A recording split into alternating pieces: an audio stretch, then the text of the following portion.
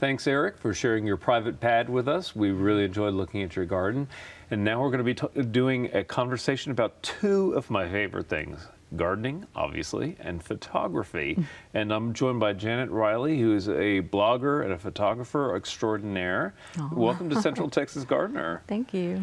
You know, we create these wonderful spaces with our gardens, and we want to hold on to them.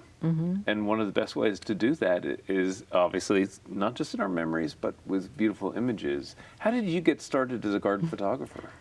I had quit my job recently, and I had friends that were doing photography, and I just decided that the thing I missed the most about working was to be able to share information about plants with my friends or with customers. Right. So I felt like that through taking shots of plant material and then telling people about it, that I was kind of fulfilling that void. Yeah, yeah. Well, and you fill it beautifully. The images are stunning. I understand that when you started, you were just using an iPhone.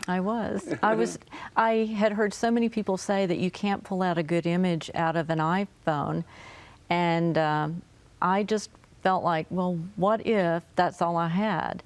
If that's the case, then, you know, I could do it. And I decided that I was going to prove them wrong. Also, in doing that, I was learning kind of exactly what I wanted to bring into focus or what I wanted to work with. And I mean, because you can zoom in and zoom out so easily, it kind of helped me decide, I guess, what my interest was, which is more of a macro photography. Yeah, and the macro photography lends itself so well to gardening. I mean, the close-ups of those beautiful forms of the leaves and flowers and the insects interacting with them. It's really incredible. Right. You know, a lot of people, I think, when they think about photography, they get caught up on the technology side. And I think that you're starting with something that's a really straightforward kind of device. Proves that wrong. You don't have to have really fancy equipment to do a good job. It sometimes helps to have a beautiful I agree. lens. Sometimes it gets in the way of creativity, though. I attended my first workshop on how to manually focus your camera, and it's kind of caused me to step back a little bit.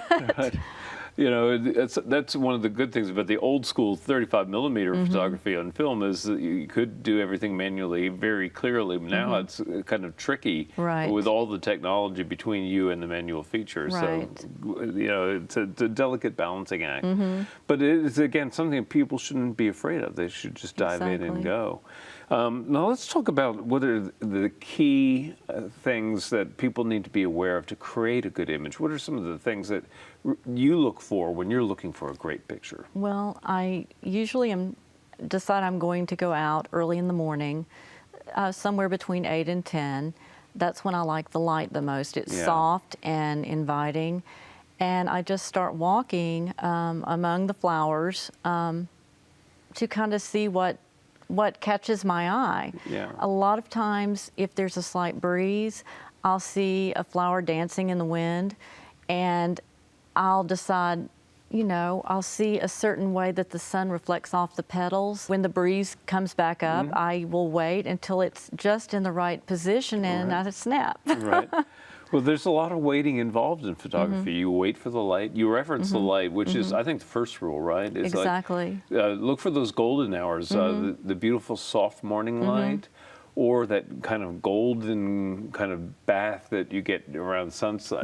You know, those are the hours that most photographers really cherish. High noon is a little tough. Right, although there's a secret to high noon, and that is find the shade and then look for a spotlight. When I first started doing photography, I was following a photographer on Facebook. The name of his site was Enchanted Light, and through him I realized how important the light is. Oh yeah, yeah, absolutely. And one thing that you can do when the light is super bright is just look for something that would pop out against that, a silhouette or contrast, right? And then I think that's another thing that people need to be aware of in terms of what makes for an interesting picture. Light, obviously, but textures and contrasts are very important. And plants offer lots of interesting textures, right? Right. You can focus on focus on the thing that you find, the most interesting, but then what is in the background will add as a filler and often will complement the colors in the flower. Right.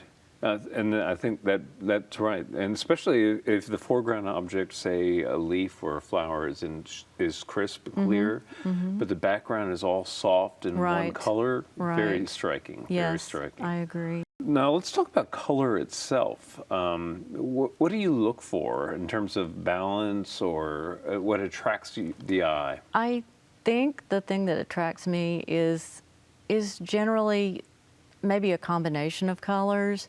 Soft colors interest me a lot. Sometimes I shy away from the darker colors, and that's probably just a personal preference. Sure.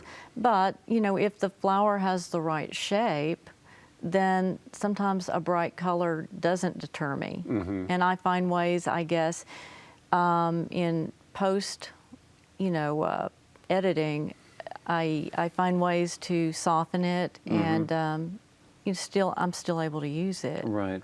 Well, let's talk a little bit about the photo editing side, because that's a whole new world for photographers. It used to be kind of, just for the elite in the dark rooms who understood the processes. Right. But now you can edit your images and have a lot of fun with it and come up with something almost entirely new from what you actually shot. Right, and that's how I feel that art enters into it a lot. Is a lot of people don't consider pure photography artistic, which it is. Of course. But when you add the editing, I feel like you're fine-tuning it, or you're blowing it out and softening the lines, and that's where you're adding, a real sense of what, of I guess your style. Yeah, right. Well, just as artists can create, things that are very impressionistic and or soft looking. Right. Photographers can do the same, and it's a lot of fun. Or conversely, you can make things very austere and stark. And what about black and white photography? And I've seen a few of your images that are in black and white. Why will you choose to use black and white in a particular image? I think when I see, when I have contrasted black to white, like if there's a balance of what I would consider black or darker colors to a real bright surface, that's probably when I choose to use that. Or if I have an image that maybe is not crystal clear as far as the sharpness, to add black and white will define that more. Well, photography is a form of storytelling, and what are your favorite stories to tell with your images? What is it that you're really trying to convey? You said that you did this in part because you loved communicating with people about the flowers and the plants. Right. I strangely sometimes see personality or a human quality to flowers. That sounds a little strange. Not at all. But sometimes I'll see a group of flowers. They might remind me of a ballerina twirling, in a recital or in a show, or maybe a flower that looks like it's going to fly away or float in the air, or Well, you have a very poetic imagination. I can see why you've taken to an artistic endeavor. And where can people find your work? It's right now on Facebook. I am hoping to do I am going to do a website.